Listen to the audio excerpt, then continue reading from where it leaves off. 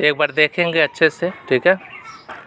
कभी भी दो वेव आपस में जब मिलते हैं तो वे आपस में मिलने के बाद दो प्रकार की घटनाएं करते हैं। या तो दोनों में से किसी एक का आयाम जो बड़ा होगा उसमें छोटा वाला आयाम घट जाएगा। तो यदि एक ऐसी तरंग है, उसी के बगल में एक दूसरी तरंग हो A1 हो और इसका एम्पलीट्यूड यदि A2 हो, तो यदि A1 में से A2 घट जाएगा तो वहाँ पे क्या मिलेगा, वहाँ पे डार्क फ्रिंज मिलेगा, ठीक है। हमें कोई तरंग देखने को नहीं मिलेगा। तो वहाँ पे कौन सा होगा, विनाशी व्यतिकरण होगा। इसके अलावा यदि मान लीजिए दोनों तरंगे, इसकी A1 है और इसकी एम्पलीट्यूड A2 है, यदि इसके जस्ट पास से यदि गुजरे और दोनों आपस में अध्यारोपित हो जाए, सुपर इम्पोज हो जाए, तो क्या हो सकता है, A1 और A2 दोनों मिल करके एक नया वेव का फॉर्मेशन कर सकता है। वो कोई उसकी एम्पलीट्यूड क्या होगी, A1 + A2। इतना कंफर्म है ना।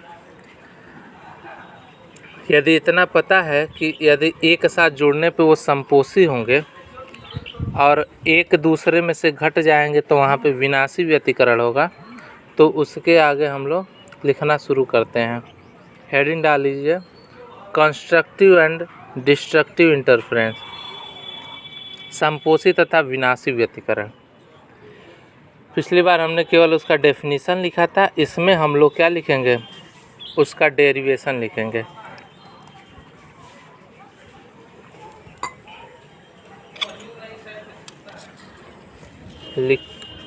फिगर बना लेंगे S1 S2 करके।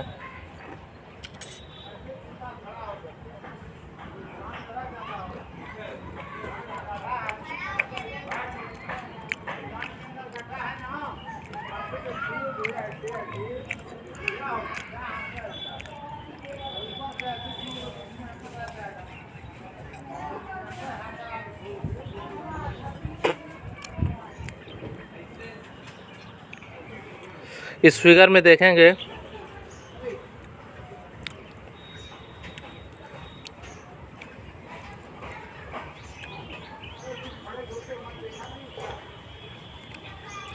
यहाँ से एक बॉडी प्रकाश स्रोत S है और दो स्लिट से होकर के गुजरा है S1 से S2 से, ठीक है, जो कि P पॉइंट पे मिला है। बीच से एक रेखा जा रही है जो O बिंदु पे मिल रही है। ये वाला फिगर बना लीजिए, सेम ऐसे ही।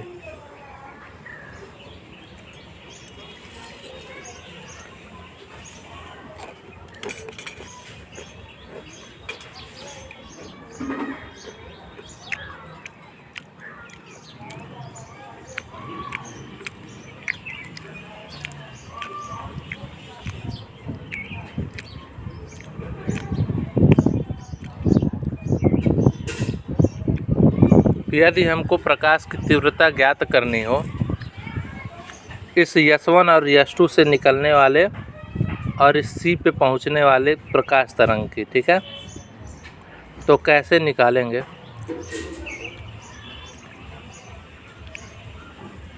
लिखेंगे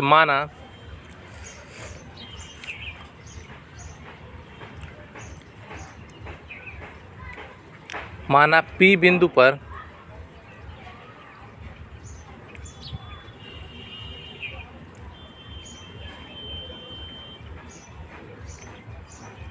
किसी क्षण तरंगों के विस्थापन को किससे हम लोग डिनोट करते हैं, Y से, ठीक है। माना किसी क्षण, माना लिखेंगे, माना बिंदु P पर किसी क्षण विस्थापन Y1 व Y2 है,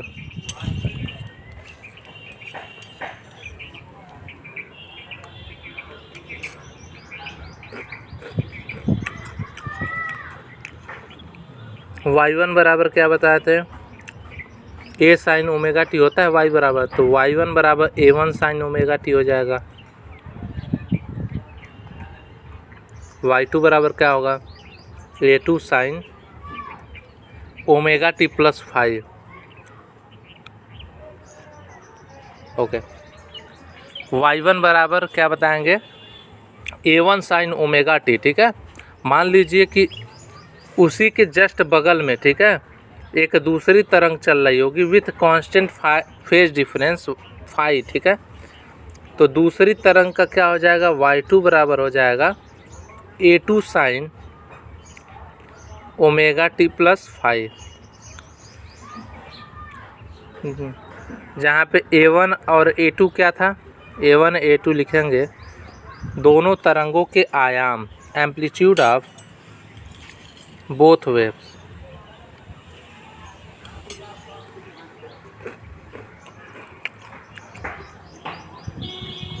फाई क्या है, फाई फेज डिफरेंस, कलांतर। a1 और a2 क्या है, दोनों तरंगों का आयाम, और फाई क्या है, फेज डिफरेंस।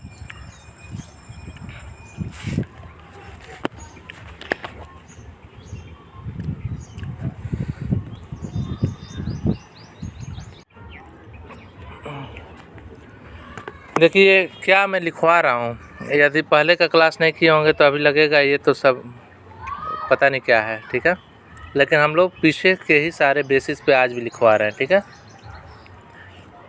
सबसे पहले मैंने ये बताया था कि कोई भी तरंग जो चलता है ना, उसमें 2-3 चीज़ें वो हमको बताता है। क्या क्या बताता है, अपनी वेवलेंथ बताता है लैम्डा, अपनी एम्पलीट्यूड बताता है ए, और अपना फेज बताता है फाई। लैम्डा क्या है, वेवलेंथ, वेवलेंथ है मतलब किसी प्रकाश का तरंग दैर्घ्य, वो कितनी लंबी है तरंग। जैसे लाल रंग की जो तरंग होती है वो लंबी होती है, उसका तरंग दैर्घ्य 7700 एंगस्ट्रॉम होता है, ठीक है, लंबी तरंगें होती हैं। दूसरी चीज़ें आयाम, ठीक है, ऊपर नीचे वो कहाँ तक जा रहा है, मैक्सिमम डिस्प्लेसमेंट एक साइड में, उसको हम लोग एम्पलीट्यूड बोलते हैं, ठीक है। ये 20 से यदि लाइन खींचा जाए, कितना ऊपर जा रहा है कितना नीचे जा रहा है, यही उसका आयाम होता है। तो हर तरंगों का आयाम भी अलग अलग होता है, ठीक है, कोई ज़्यादा ऊपर जाएगा, कोई कम ऊपर जाएगा, ठीक है। तो इस प्रकार तरंगों का आयाम भी अलग अलग होता है।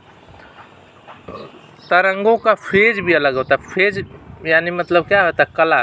कला किसी की, जैसे चंद्रमा की कला होती है, चंद्रमा की कलाएं देखे होंगे ना, कभी चांद पूरा पूरा उगता है, कभी चांद आधा उगता है, कभी चांद ऐसे एकदम चंद्रमा की तरह उगता है, ठीक है।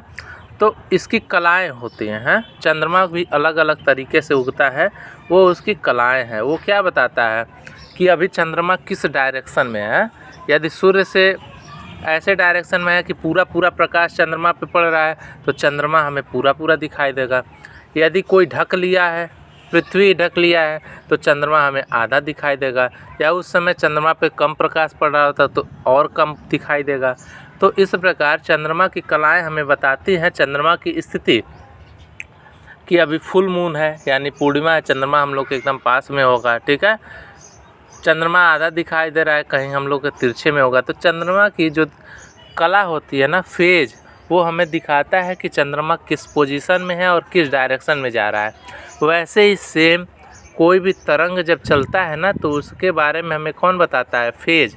उसकी कला ये बताती है कि उसकी डायरेक्शन क्या है और किसी पर्टिकुलर पोजीशन पे उसकी क्या गति है, ठीक है। तो किसी भी तरंगों में ये 3 चीज़ें बहुत ही इम्पोर्टेंट होती हैं। पहला आयाम यानी एम्पलीट्यूड, दूसरा वेवलेंथ यानी लैम्डा, और तीसरा उसका फेज, ठीक है। ये 3 चीज़ों से मिल करके हमें मिलता है किसी भी वेव का इक्वेशन, किसी भी तरंग का समीकरण। क्या मिलता है, किसी भी तरंग का समीकरण, ठीक है। तो समीकरण के लिए हम लोग जानते हैं, यदि एक समीकरण है y1, दूसरा समीकरण है y2, तो पहले समीकरण, हर समीकरण का इक्वेशन मैंने बताया था a sin ओमेगा टी, तो पहले वाले के लिए हो गया a sin ओमेगा टी माना जाता है कि व्यतिकरण कब होगा? व्यतिकरण तभी होगा जब वो दोनों प्रकाश सेम कांस्टेंट फेज से चले। ठीक है, ये ऐसे चल रहा है तो इसके साथ भी ये एकदम कांस्टेंट फेज से चले। ठीक है, तो उस समय यदि बढ़ाना भी है तो एकदम सेम एंगल से 90 एंगल पे बढ़ता है। ठीक है, जिससे कि हमें क्या पता चलता है कि वो प्रकाश तरंगे एक ही साथ चल रही हैं। ठीक है, तो थोड़ा सा यदि उसमें फेज बढ़ा भी दिया जाए तो वो बढ़ा हुआ फेज के बाद भी इसका इक्वेशन क्या होगा? इसका इक्वेशन होगा, दूसरे का आयाम तो a2 होगा, a2 sine omega t plus phi. Omega t के जगह पे ओमेगा टी प्लस फाई हो गया। मान लीजिए ये चल रहा है, इसका फेज यदि ओमेगा टी है, दूसरे वाले का ओमेगा टी प्लस फाई है। ठीक है, तो हमें दो चीज़ देखने को मिलता है। एक का तरंग का समीकरण है y1 बराबर a1 साइन ओमेगा टी, और दूसरे वाले तरंग का इक्वेशन है y2 बराबर a2 sine omega t plus phi. इसमें a1 क्या है? उस तरंग का एम्पलीट्यूड है, आयाम है। ठीक है, और फाई क्या है? फेज डिफरेंस है। और ये y1 y2 क्या होता है? ये डिस्प्लेसमेंट होता है। एक्चुअली में डिस्प्लेसमेंट इक्वेशन ही इसको बोलते हैं, विस्थापन समीकरण बोलते हैं। y equal to a sine omega t, ये हम लिखवाए होंगे, y equal to a sine omega t, ये डिस्प्लेसमेंट इक्वेशन है। ठीक है, तो इतनी चीज़ें हम लोग जान गए। अब क्या जानेंगे कि जब दो तरंगे आपस में एक पास से गुजरती हैं तो उनके बीच में क्या परिवर्तन होता है? तो परिवर्तन यही होता है कि वो आपस में कहीं मिलती हैं। ठीक है, तो यदि मान लीजिए कि वो ये L स्क्रीन से, ठीक है, और C स्क्रीन के बीच में D दूरी पे यदि वो मिलती है, ठीक है, D दूरी पे मिल रही है तो उसकी क्या इमेज होगी? ये दोनों तरंगे गुजर रही हैं तो इसको यहाँ पे दो तरंगों का दो लाइट दिखना चाहिए, लेकिन ऐसा नहीं होता है। हमें देखने को क्या मिलता है? हमें एक ब्राइट फ्रिंज देखने को मिलता है, फिर डार्क देखने को मिलता है, फिर ब्राइट देखने को मिलता है, फिर डार्क देखने को मिलता है। तो उसी तरंग की हम जो फ्रिंज है, ठीक है, उसी फ्रिंज को हम लोग निकालेंगे कि कितना लंबा कितना चौड़ा हमें मिल रहा है। तो मान लिया कि वो हमें x लंबाई का हमें फ्रिंज मिल रहा है, ठीक है, दीप्त वाला। ऐसे ही वो ढेर सारे तरंगे बनाएगा। ठीक है, यही हम लोग को देखना है। ठीक है, इसके लिए यश तरंग के हमने एक मोनोक्रोमेटिक लाइट सोर्स लिया, एक वर्णी प्रकाश स्रोत, उसको दो भागों में बांट दिया। एक से तरंग निकल रहा है y1, एक से तरंग निकल रहा है जिसका इक्वेशन है, डिस्प्लेसमेंट इक्वेशन ये है, उसको हम लोग बोलते हैं y2। ठीक है, अब उसके आगे की घटना हम लोग देखेंगे। यहाँ तक समझ में आ गया ना? दो तरंगे अब निकल गई हैं, समझ में आ रहा है? इसके आगे बताएं।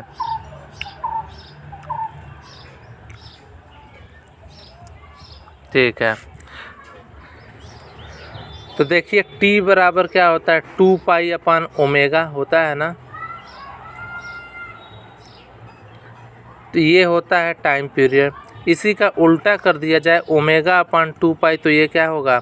1 अपान टाइम पीरियड। और 1 अपान टाइम पीरियड को ही हम लोग क्या बोलते हैं? आवृत्ति बोलते हैं। न्यू बराबर ओमेगा अपान 2 पाई। इतना सब लोग कंफर्म है? अब देखिए, तो यहाँ पे हम क्या क्या देखने को हमें मिल रहा है? तो फाई इन दोनों के बीच की कालांतर है, ओमेगा अपान 2 पाई हर तरंग की आवृत्ति है, फ्रिक्वेंसी है। ठीक है, अब दोनों ये तरंगे यदि जब मिलती हैं तो तरंगों के मिलने के बाद होता क्या है? तो लिखेंगे बाय प्रिंसिपल ऑफ सुपरपोजिशन। लिखिए, by principle of superposition the resultant displacement will be. अध्यारोपण के सिद्धांत से परिणामी विस्थापन होगा। परिणामी विस्थापन क्या हो जाएगा? दोनों मिल जाएगा, y1 प्लस y2। तो y बराबर क्या मिल जाएगा? A1 sine omega t plus A2 sine omega t plus phi.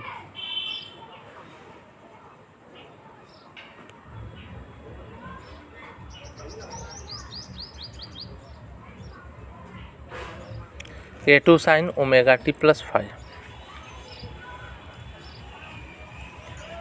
अब देखिए इनको जोड़ दिया जाए। हम लोग जानते हैं एक फार्मूला होता है साइन ए प्लस बी का फार्मूला। कोई जानता है साइन ए प्लस बी का क्या होता है फार्मूला? क्या होता है बताइए। Very good, sign A cos B plus cos A sine B. ठीक है, ये होता है फार्मूला। अब हमें देखने को मिल रहा है यहाँ पे लिखा है sine omega t plus phi, है ना। Sine omega t plus phi है यहाँ पे, यानी कि साइन ए प्लस बी है। इसको तोड़ेंगे तो क्या मिलेगा? इसको तोड़ेंगे तो मिलेगा sine omega multiply by cos phi. ये साइन ओमेगा टी है ना, यहाँ पे साइन ओमेगा टी है। Sine omega t plus phi है, तो sine omega t plus phi बराबर क्या होगा? Sine omega t cos phi plus cos omega t sine phi. ठीक है, तो यहाँ पे लिख लेंगे आप y बराबर क्या हो जाएगा? A1 sine omega t plus A2, अब साइन ए प्लस बी का हम फार्मूला लगाएंगे। ठीक है, A2 लिखिए sine omega t cos phi plus, दोनों में A2 मल्टीप्लाई रहेगा ये, plus A2 cos omega t sine phi. लिख लीजिए।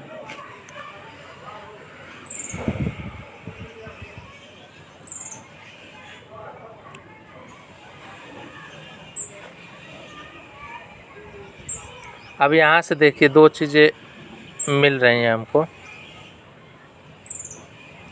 यदि ऊपर से साइन ओमेगा टी कॉमन लिया जाए तो क्या मिलेगा? साइन ओमेगा टी कॉमन लेने के बाद हमें मिलेगा, फर्स्ट वाले से मिलेगा केवल A1, तो A1 प्लस दूसरे वाले से क्या मिलेगा? ये A2 और cos फाई दोनों मिलेगा, तो क्या मिलेगा हम लोग को?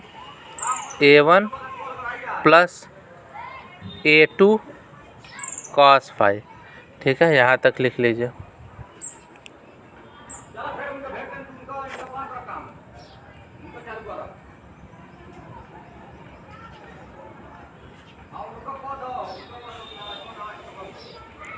और प्लस में क्या मिलेगा?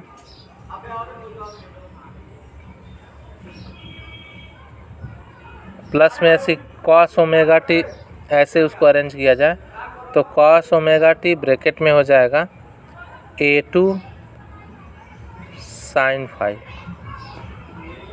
लिख लेंगे, सबसे नीचे लिखा भी है, दिख रहा हो।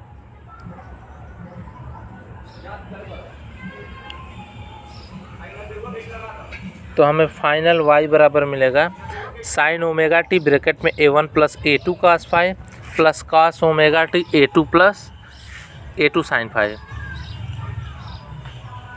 हो गया हो तो कंफर्म करिए।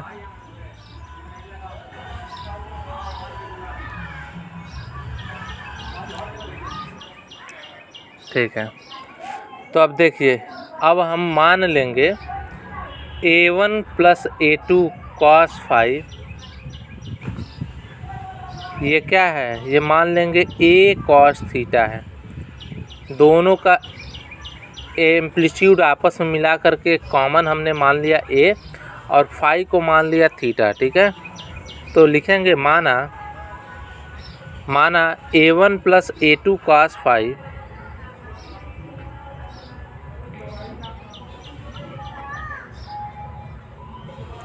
A1 plus A2 cos phi is equal to A cos phi, और दूसरे वाले को A2 साइन फाई को मान लेंगे A साइन थीटा। देखिए फाई को हम लोग थीटा में बदल रहे हैं, ध्यान रखिएगा।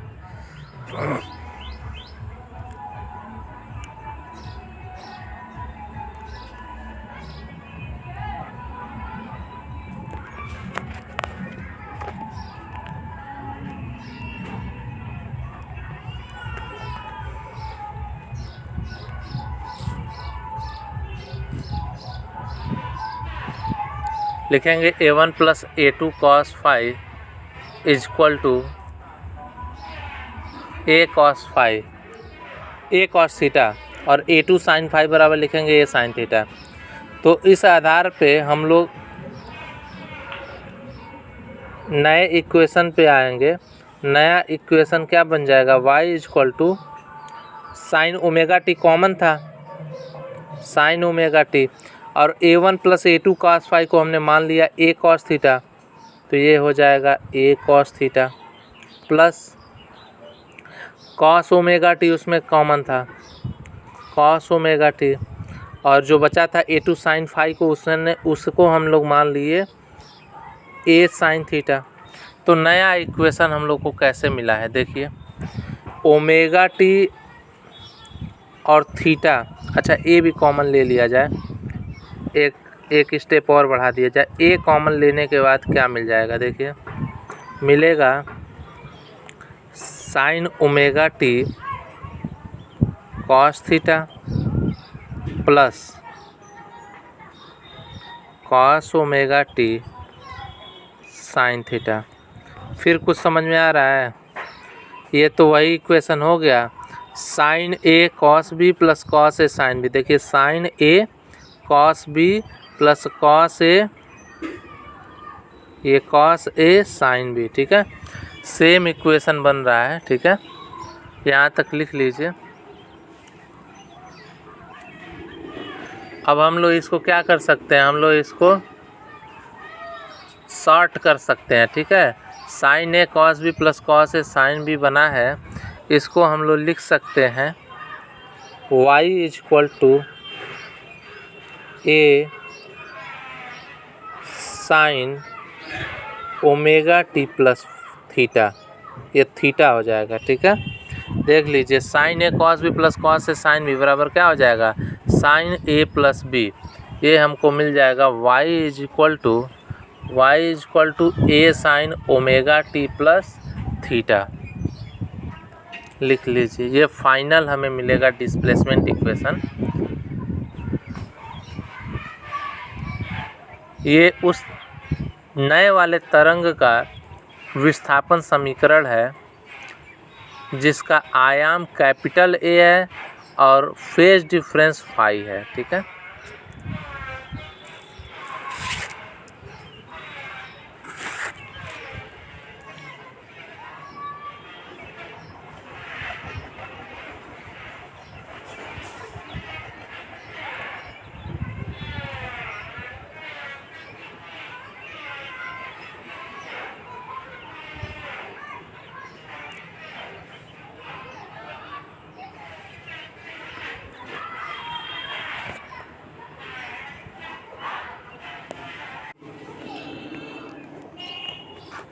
तो ये जो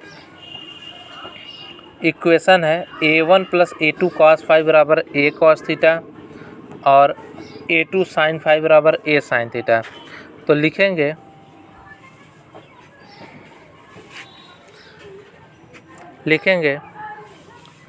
A cos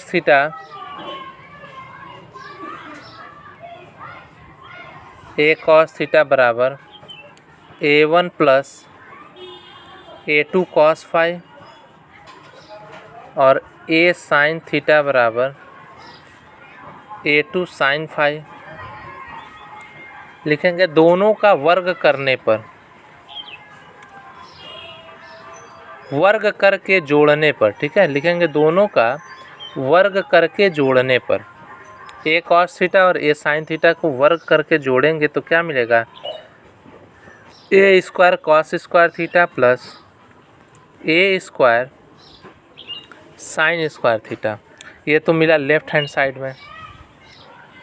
left hand side में क्या मिलेगा, A square cos square theta phi नहीं थीटा ही, और A square sine square theta, और उसके आगे क्या मिलेगा, तो राइट हैंड साइड के वैल्यू भी आपस में वर्ग होकर के जुड़ेंगे, ठीक है। तो वर्ग करिए, वर्ग करने पे मिलेगा ये A1 plus A2 cos phi का स्क्वायर करेंगे तो A1 square plus A2 square plus cos square phi, ये मिलेगा। ये वाला लिख लीजिए line, A square cos square theta plus A square sine square theta बराबर A1 plus A2 cos phi का whole square plus A2 square sine square phi. ये A plus B के फॉर्म में टूट जाएगा। A प्लस बी का whole square क्या होता है? A square plus B square plus 2AB, ठीक है। तो दोनों मिल करके क्या बनाएंगे? A1 square plus A2 square cos square phi plus 2A1 A2 cos phi, और ये वाला पोर्शन मिलेगा A2 square sine square phi.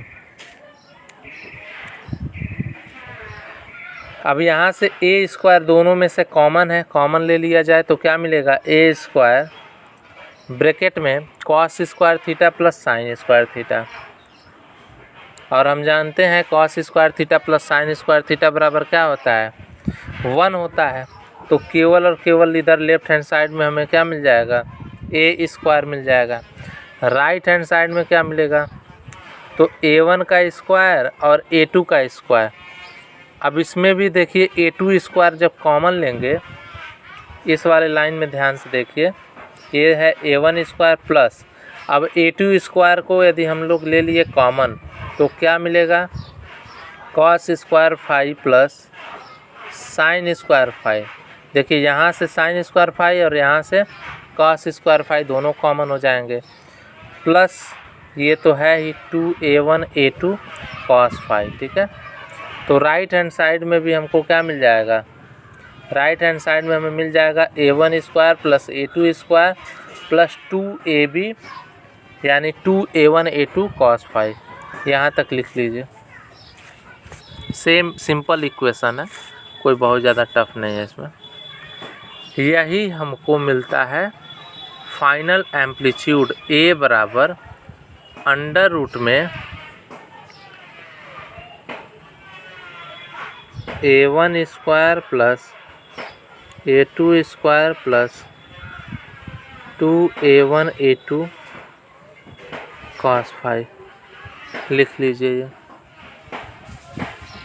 ये A बराबर A1 square plus A2 square plus 2A1 A2 cos phi.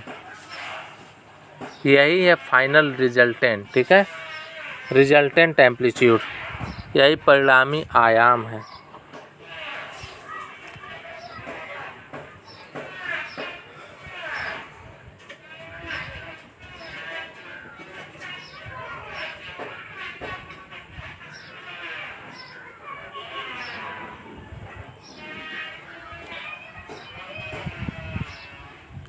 तो सभी लोगों को रिजल्टेंट निकालना आ गया। रिजल्टेंट एम्पलीट्यूड ये कभी कभी डायरेक्ट ऐसे ही पूछ देता है कि व्यतिकरण के बाद मिले तरंग के आयाम बताइए, ठीक है। Find the resultant amplitude after superposition, ठीक है। तो रिजल्टेंट एम्पलीट्यूड यही हो जाएगा अंडर रूट में A1 square plus A2 square plus 2A1 A2 cos phi. Next heading डाल लीजिए। हाँ, वैसे एकदम सेम जैसे वेव चलता है ना वेक्टर फॉर्म में, वैसे ही एकदम सेम ये भी है, ठीक है। नेक्स्ट हेडिंग डाल लीजिए इंटेंसिटी, तीव्रता।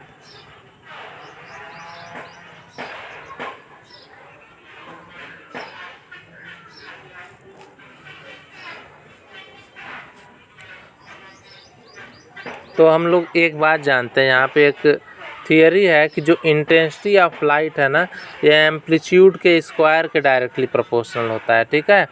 यानी आयाम में 2 गुना यदि वृद्धि हो रहा है तो इसके स्क्वायर के इतना उसके तीव्रता में वृद्धि होगा, ठीक है। तो 4 गुना वृद्धि होगा, ठीक है। उसी आधार पे ये हम लोग लिख सकते हैं intensity I is directly proportional to A square.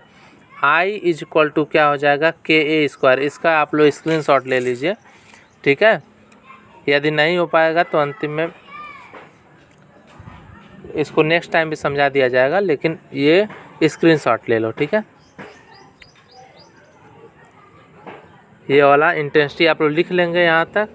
यदि कट जाएगा तो फिर बाद में भी समझा देंगे, नहीं तो अभी पूरा हो जाएगा। ठीक है, स्क्रीनशॉट ले लीजिए।